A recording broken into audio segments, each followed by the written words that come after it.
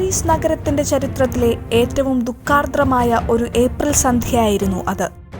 900 വർഷം പഴക്കമുള്ള നൊട്രാഡാം ദേവാലയം തീജ്വാലകളാൽ വിഴുങ്ങപ്പെടുന്ന കാഴ്ച ഫ്രഞ്ച് ജനത ഒരു വിങ്ങലോടെ നോക്കി നിന്നു.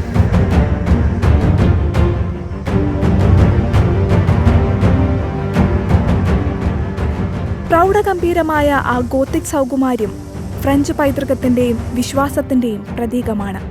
രാജാക്കന്മാരും രാജ്ഞിമാരും അതിന്റെ ഇടനാഴികളിലൂടെ നടന്നു. വിപ്ലവകാരികൾ അതിന്റെ ഉൾത്തളങ്ങളിൽ അവരുടെ രോക്ഷം പ്രകടമാക്കി.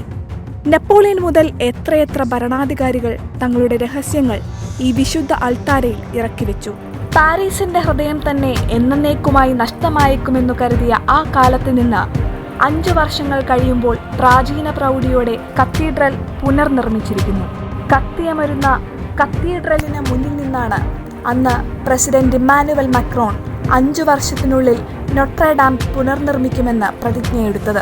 ഇന്ന് ആ കൂറ്റൻ വാതിലുകൾ വിശ്വാസികൾക്കും പൊതുജനങ്ങൾക്കുമായി തുറന്നുകൊടുത്തിരിക്കുന്നു.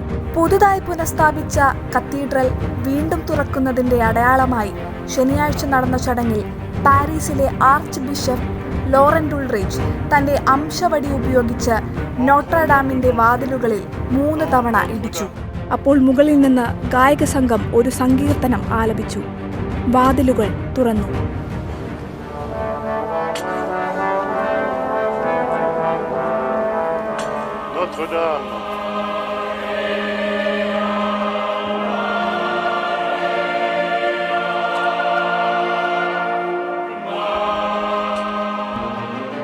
ആത്മീയ ചടങ്ങായിരുന്നുവെങ്കിലും രാഷ്ട്രീയ പ്രതിസന്ധി നേരിടുന്ന പ്രസിഡന്റ് മാക്രോണിന് തന്റെ അധികാരവും അന്താരാഷ്ട്ര പ്രസക്തിയും ഊട്ടിയുറപ്പിക്കാൻ ഒരു അവസരം കൂടിയായിരുന്നു ഇത്.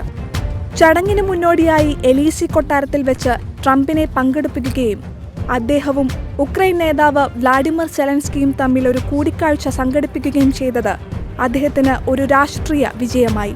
ബ്രിട്ടനിലെ വില്യം രാജകുമാരനും മറ്റ് യൂറോപ്യൻ രാഷ്ട്രത്തലവന്മാരും ട്രംപിനൊപ്പം കത്തീഡ്രലിന്റെ പുനഃപ്രതിഷ്ഠയ്ക്ക് സാക്ഷ്യം വഹിച്ചു. നേരത്തെ സെലൻസ്കി കത്തീഡ്രലിലേക്ക് നടക്കുമ്പോൾ അതിഥികൾ അദ്ദേഹത്തെ ഹർഷാരവത്തോടെ സ്വീകരിച്ചു.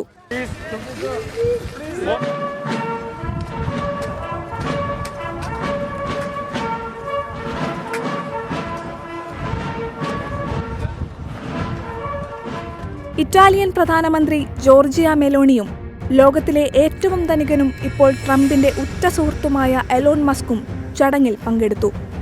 മെലോണിയോടൊപ്പം ചിരിച്ചു കളിക്കുന്ന മസ്കിന്റെ ചിത്രങ്ങൾ പുറത്തെത്തിയതോടെ അവർ തമ്മിൽ പ്രണയത്തിലാണോ എന്ന ഗോസിപ്പ് വീണ്ടും ചർച്ചയാകുന്നുണ്ട്.